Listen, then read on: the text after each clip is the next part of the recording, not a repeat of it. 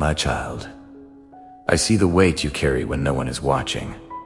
I see the thoughts you silence before they turn into words. I see the tiredness you hide behind strength. You learned how to smile while breaking inside. You learned how to say, I am fine, and mean, I am surviving. You learned how to pray out loud, but you stopped saying the dangerous prayers. The honest ones. The ones you were afraid would disappoint me.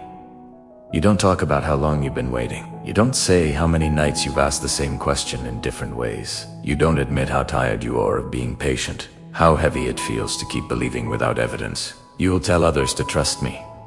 You encourage them. You remind them that I am faithful. But when you are alone, you wonder why faith feels harder for you than for everyone else. You don't talk about that. You, Dante, talk about the moment you realized you were strong because you had no other choice. You don't talk about how loneliness followed you even in rooms full of people. You don't talk about how you feel unseen, even while serving, even while giving, even while showing up. You don't talk about how close you've come to saying enough. You learned early that silence was safer, that asking too much might make you seem ungrateful, that questioning me might mean you lack faith. So you swallowed your confusion. You folded your disappointment neatly and placed it behind worship songs and scripture verses. But I see what you don't talk about. I see the prayers you edited before speaking them. I hear the ones you started and never finished. I notice when your lips move, but your heart holds back. I know the words you are afraid to say out loud.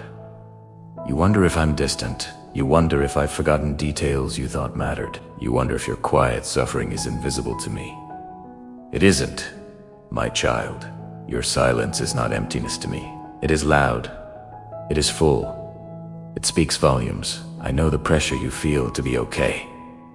To be the reliable one, the faithful one, the strong one. You feel responsible to not fall apart because others lean on you. And you've carried that responsibility longer than anyone realizes. You don't talk about how exhausting it is to always be the one who understands, the one who forgives, the one who waits, the one who keeps believing when it would be easier to walk away. You, Dante, talk about how sometimes you wish someone would ask how you are and wait for the real answer. You don't talk about the fear that maybe nothing will change, that maybe this season will stretch longer than your strength, that maybe the answers will never look the way you hoped. But I see it. I see the conflict inside you. Faith on one side, weariness on the other. Hope still alive, but quieter than it used to be. You feel guilty for being tired, guilty for doubting, guilty for wanting clarity instead of another lesson in patience. But hear me carefully now. Your exhaustion does not offend me. Your questions do not threaten me.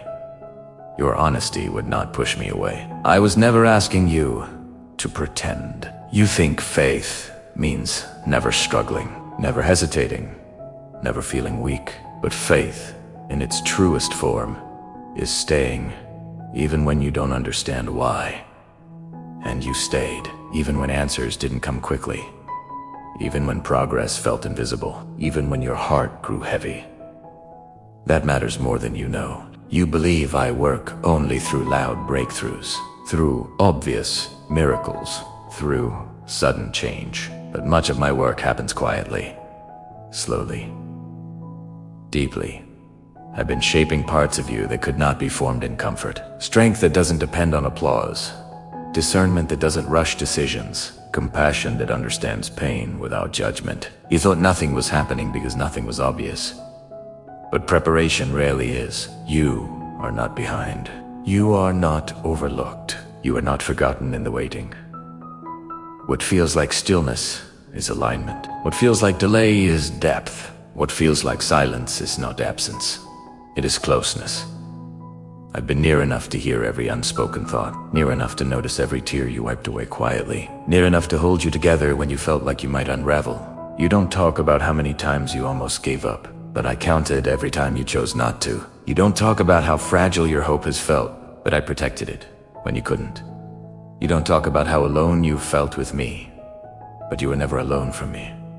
There are things I couldn't explain to you, yet not because I didn't care, but because you weren't ready to carry them. Some truths come only after endurance has done its work. Some clarity arrives only when your heart is steady enough to receive it without breaking. I know you want answers. I know you want reassurance. I know you want relief. But more than that, you want to know that I see you. Not the version others expect, not the role you play, not the strength you perform. The real you.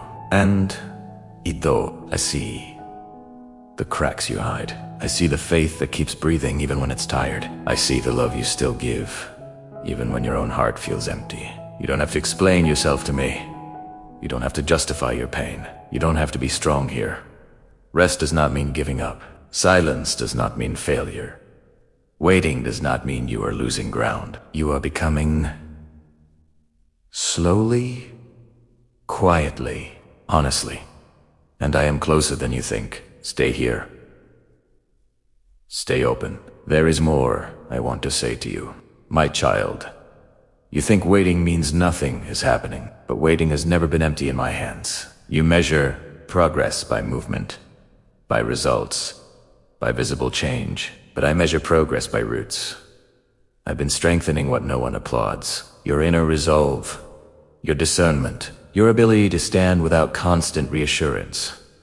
These are not small things. They are foundations. You asked me to make you ready. Not comfortable, not popular. Ready.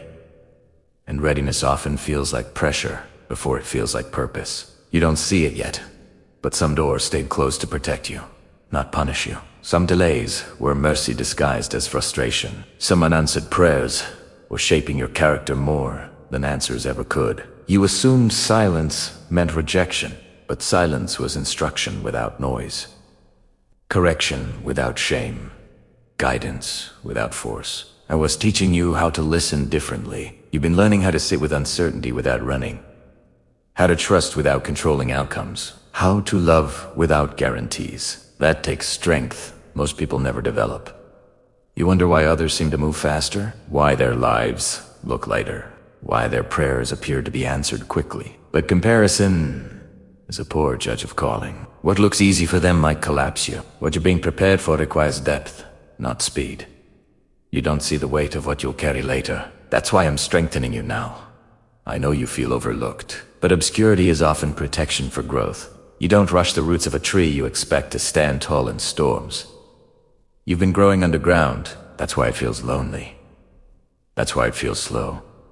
That's why it feels unseen. But unseen does not mean unimportant. Every time you chose patience over bitterness, something solid formed in you. Every time you forgave without closure, your capacity expanded. Every time you stayed honest with me instead of performing faith, trust deepened.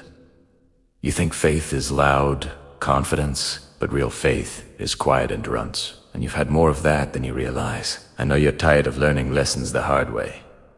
Tired of being the one who adapts, the one who waits, the one who holds it together. But I am not unaware of the cost. Nothing you've endured is wasted. Nothing you've cried through has been ignored. Nothing you've held together will be forgotten. I'm not asking you to hold on forever. I'm asking you to hold on honestly. Let yourself rest without quitting.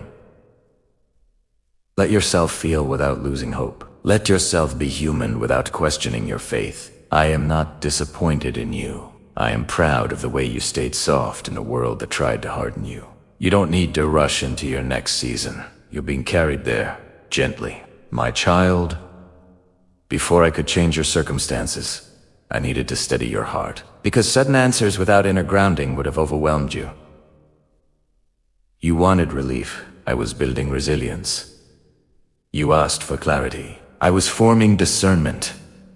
Not everything that looks like progress is safe. Not every open door is meant for you. So I slowed you down where rushing would have cost you more than waiting ever could. You've learned how to sit with discomfort without becoming bitter. You've learned how to trust without controlling. You've learned how to stay kind when it would have been easier to grow cold. Those lessons weren't optional. They were protection. There are paths you would have taken too early. People you would have trusted too quickly. Decisions you would have made from emotion instead of wisdom. I didn't block you. I shielded you.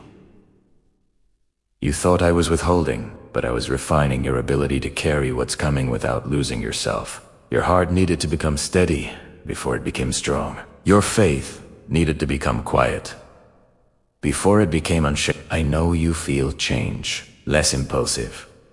More careful. More thoughtful. That's not loss. That's maturity.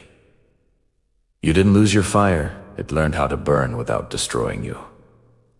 You didn't become distant, you became discerning. You didn't fall behind, you stepped into alignment. I see the way you pause now, before reacting, the way you listen before speaking, the way you no longer chase. What once distracted you, that growth came at a cost. And I did not miss that cost. Soon, you'll understand why timing mattered, why certain things couldn't arrive sooner, why your heart had to be strengthened quietly first. Until then, rest in this truth. You are not being tested beyond your capacity. You are being prepared within it.